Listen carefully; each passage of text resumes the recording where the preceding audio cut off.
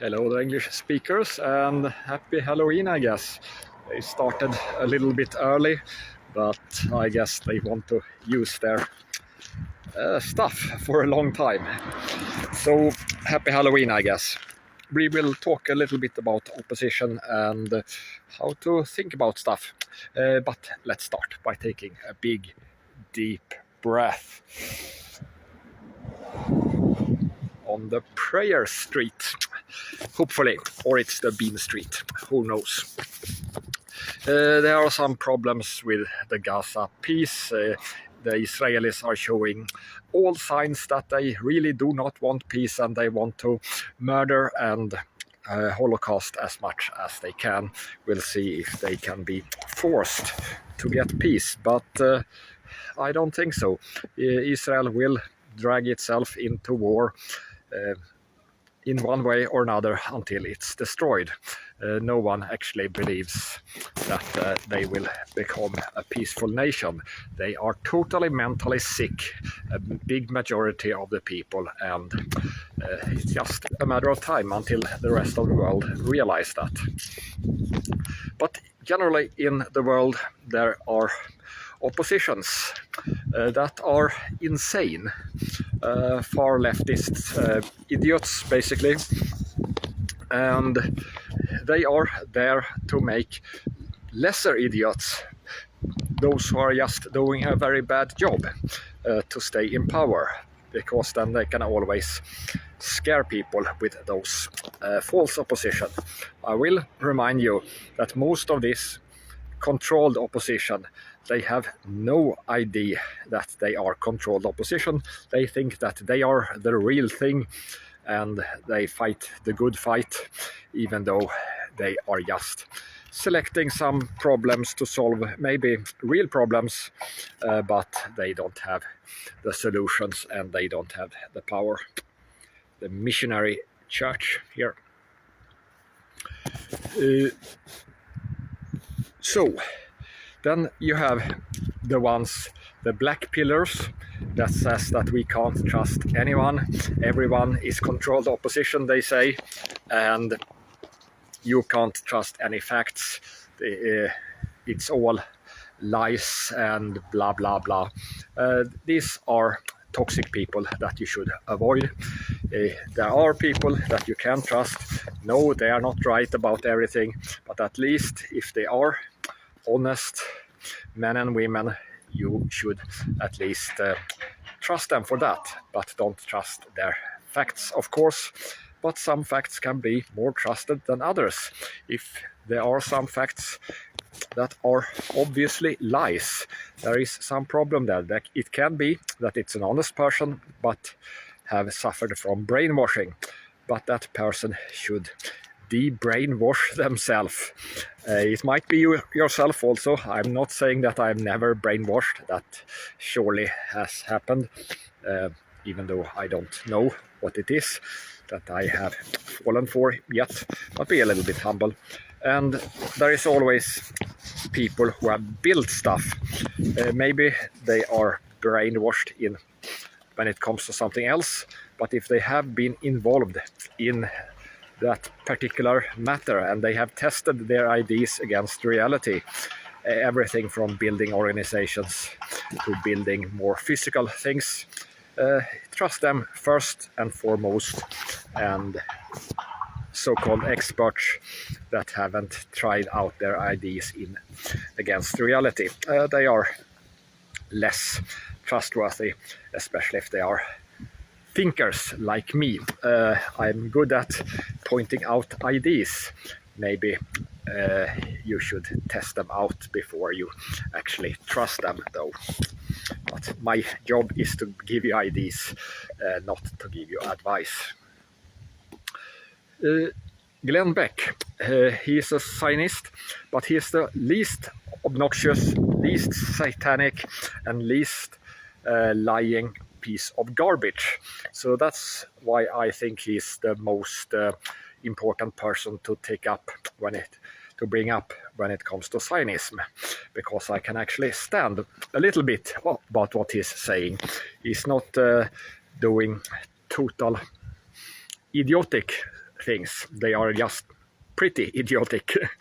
So he has a weak argument about that the Iranians and the Saudi Arabians, they have Americans in USA that have similar organizations to AIPAC. Yeah, okay.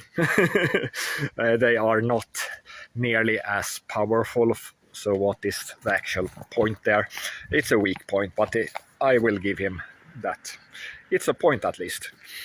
And then he says that this FARA law that you have to register foreign agents, that came under the World War II when there were so many Nazis in USA.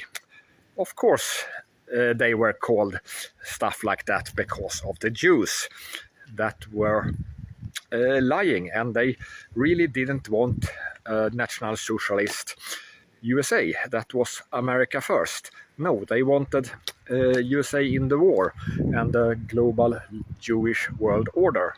So if you didn't know that, Roosevelt, his administration was very Jewish, and some people noticed that, and of course they went after all their opposition in all sorts of ways that Democrats and Jews always do, in the most filthy, disgusting, immoral ways. And then Glenn Beck tells about this darkness, the darkness when people were so dark that they actually handled the Jewish mafia and gave it exactly what it deserved. So that's dark, he says, because that's how you sound if you are a brainwashed lunatic or a brainwashed pretty nice person, I would say, but no, still brainwashed and dangerous. So if Goyim around the world actually wake up, we will not dance in ecstasy when their children are killed, and we will not try to punish innocent people, and we will definitely not punish innocent people for our sins. Someone else is doing that when they are, well, murdering Gaza children to for their bloodlust, and then they have blamed all these children for IDF's crimes. But they need to be taken, their power and their money that they more or less have stolen with their lies and schemes, they have to be paid back. All the payments that, for example, Germany have given them from World War II, and as these bankers created World War II and profit from it and profit from every war since then, they should pay back those money, just as it was written in the National Socialist Germany Labour Party. Very hard to translate on the go. Yeah, the National Socialists had it in their party that all the war profiteers should pay that back. And all this criminal activity and big pharma and cheating for the climate and rigging the economy with usury, they should pay all that back.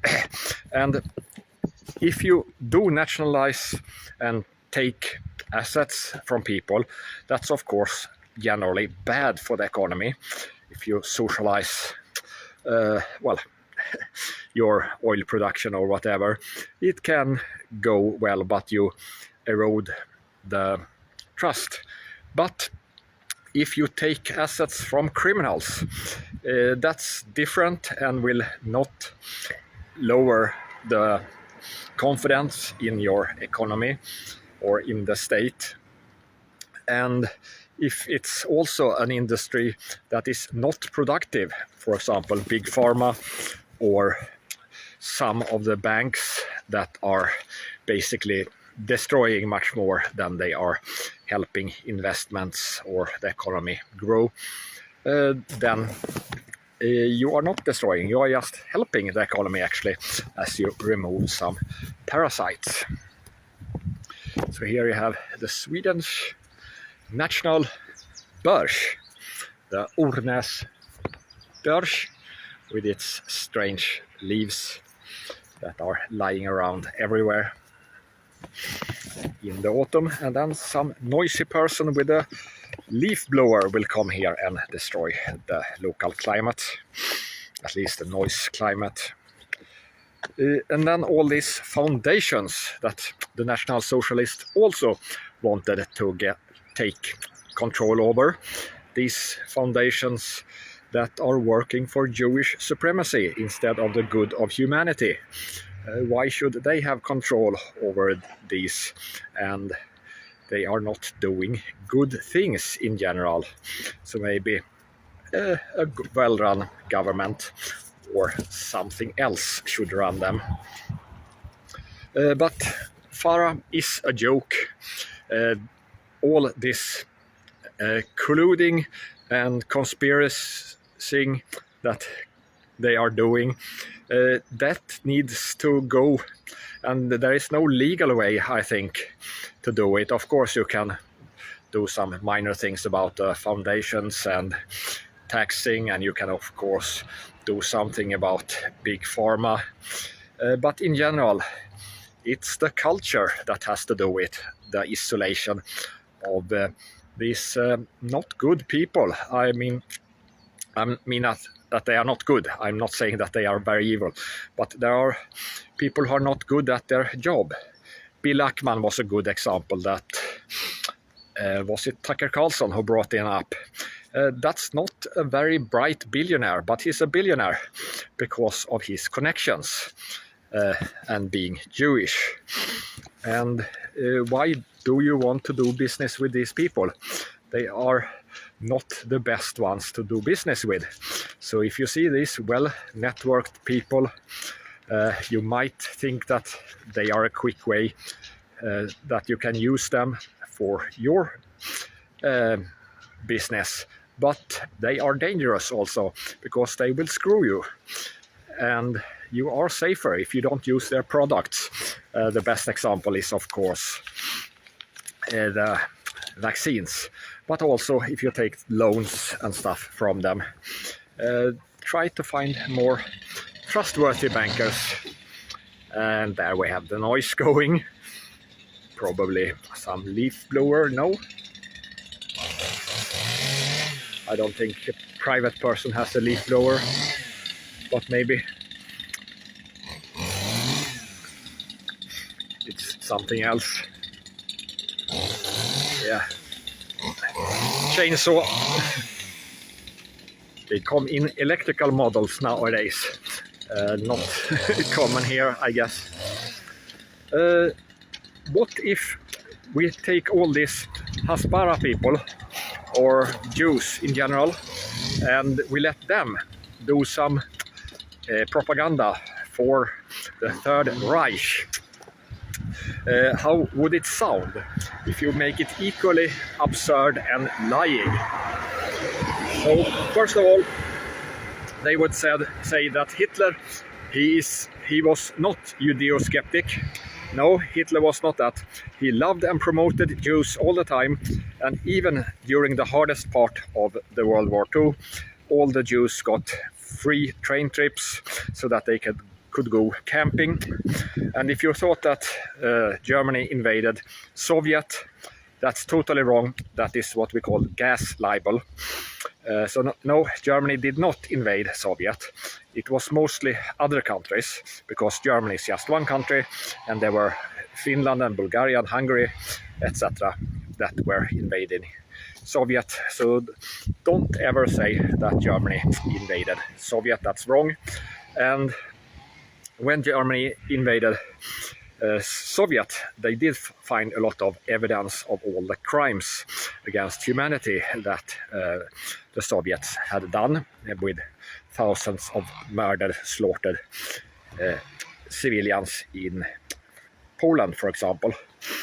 But it's gas libel to say that Hitler invaded Soviet. And somewhere there, people will maybe stop listening to you, but then you invest even more Hasbara in whatever to call it in German, yeah, you just invest more money and buy more idiots that repeats this until people go totally mad. Today, Netanyahu is in court for his bribes and evilness, mostly his less evil things. But no, he's not in court. He has bronchitis, so he has some throat problem or breathing problems, so he can't be in court. He can wage war, and he's never sick except when he needs to go to court. I think it's the second or third time he has skipped court because of, sour throat or whatever. So that's a joke. Marco Rubio is proud that USA has stopped the UN carbon tax. Yeah. First of all, that's totally idiotic and no one should have been having to stop that. But are we happy? You know, Satan is still sucking the blood of children, sucking the souls out of people and our culture. They are poisoning the wells. But we should be happy because Satan cut off one of his horns, the climate horn, the left one. So we should be happy about Satan now because he doesn't have a climate horn. Yeah, he still has the other horn and all his other evil that he's spreading around the globe. Why can't we stop supporting all of these big lies? That should be obvious. Tommy Robinson is in Israel, so he could skip court just because he got an invitation from Israel. So that's how you can do it if you are part of the Jewish mafia. And he's saying that UK has recognized a terrorist state.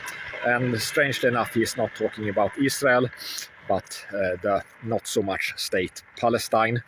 And that was, of course, bullshit. It didn't mean anything. It just caused problems when UK did it. I think that will lead to absolutely nothing and just prolong the problems until Israel is destroyed or is destroying itself. But Tommy Robinson is a total joke and a traitor. Someone who has not been traitors. There were two Muslim families that made a deal, and they have been protecting Christians in the Holy Land for more than a millennia. So why are we constantly being told that Muslims are the enemies when you can look how Christians and Muslims have been living together in these areas? You can guess who it is, the ones who own the media in the West and especially in USA. And finally, an interesting graph that might be worth looking at. If you see the gold price, but you price it in oil. So the gold price is really high now when you compare it to oil. They should be pretty equal to each other, but there is 4 reasons. This gold psyop, because it's a psyop. You do not need gold. That's a stupid way to do business, to hoard enormous amounts of this metal in big vaults. That makes no sense for a dragon. That makes no sense for a central bank, actually, either. But they are buying into this psyop. I'm not saying that they do it wrong, because, well, it's a psyop, so we don't know where it will end. But it's more expensive than it should. It might become even more expensive in the near future, but eventually it should be stabilized. The problem is that most of the gold that is in the world is already dug up, so they don't produce much more than there already are, compared to silver that is used up all the time and produced new all the time. So it's weird, I will say. But if you're interested in speculation, have a look at the comparison between gold and oil. It was higher during the crash of the oil price during COVID, but otherwise it's very high now, the gold price in oil. So have a nice, wonderful Thursday.